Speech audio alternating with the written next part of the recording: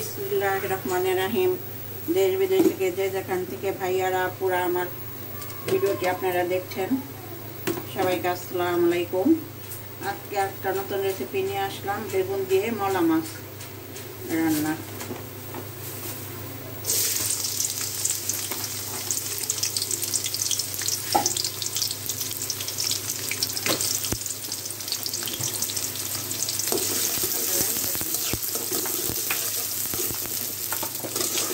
মলা মাছ আলু দিয়েও খাওয়া যায়, আমরা আলু দিয়েও খাই, আবার বেগুন দিয়েও খাই, আবার এমনি পেঁয়াজ দিয়েও চচ্চড়ি করা যায়।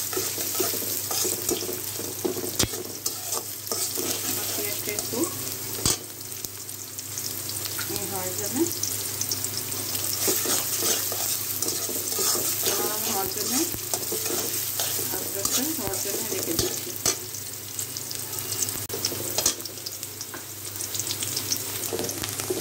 পেঁয়াজটা এখন আমার নরম হয়ে গেছে, দেখেন হালকা লাল হয়ে গেছে পেঁয়াজটা। এখন রসুন দিয়ে দিব।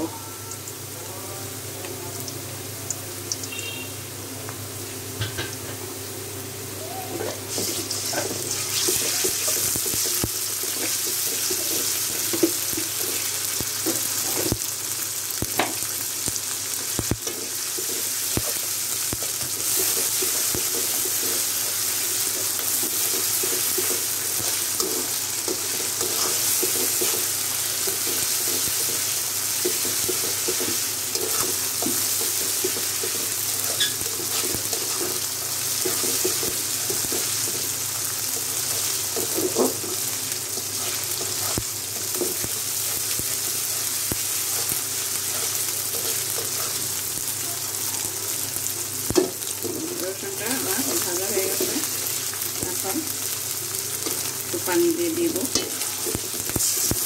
সব মশলা দিয়ে দিব।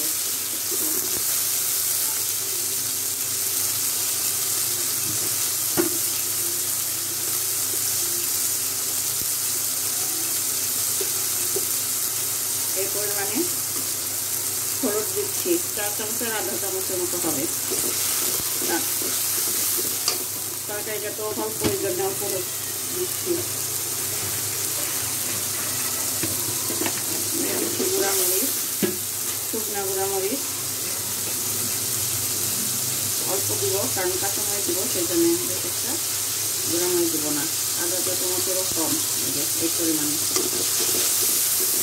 আপনারা তরকারি বুঝে মশলা দিবেন, আমি সবসময় বলি, এবং যে যেমন মশলা খান সেরকমভাবেই দিবেন।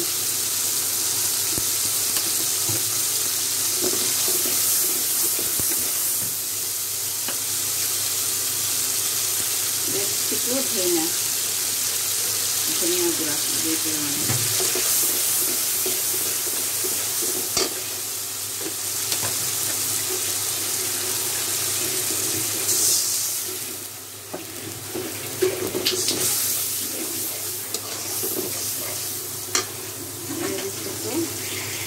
লবণ,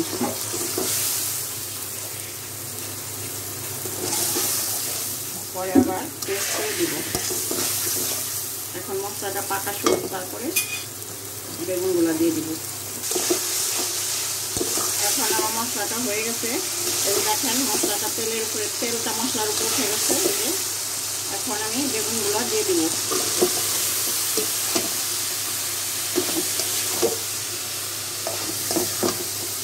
বেগুনটা একটু নরম হলে তখন দিয়ে দিব, মাছটা দিয়ে দিব।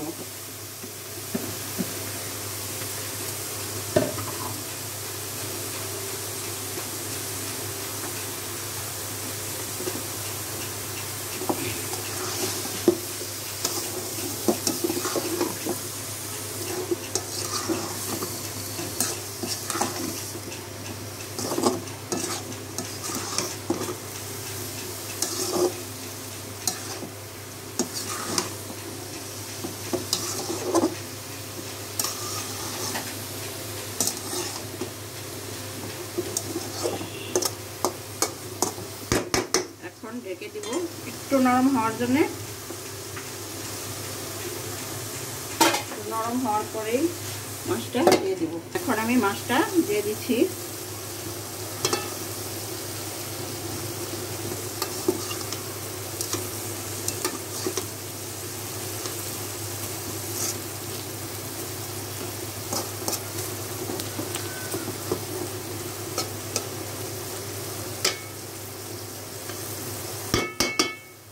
এখন টমেটো দিয়ে দিব।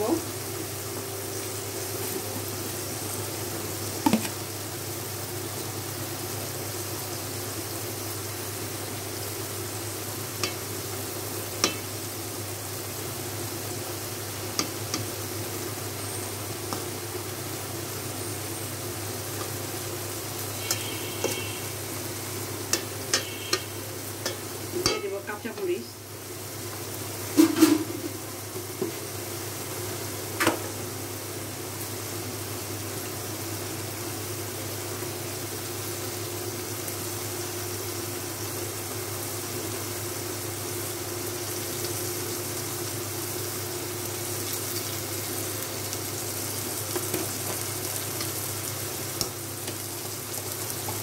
দিয়ে দেব একটু পানি।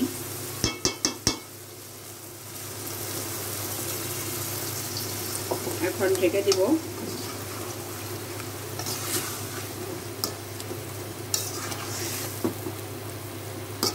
এখন ঢেকে দিচ্ছি। এখন মাছটা আস্তে আস্তে হওয়ার জন্য।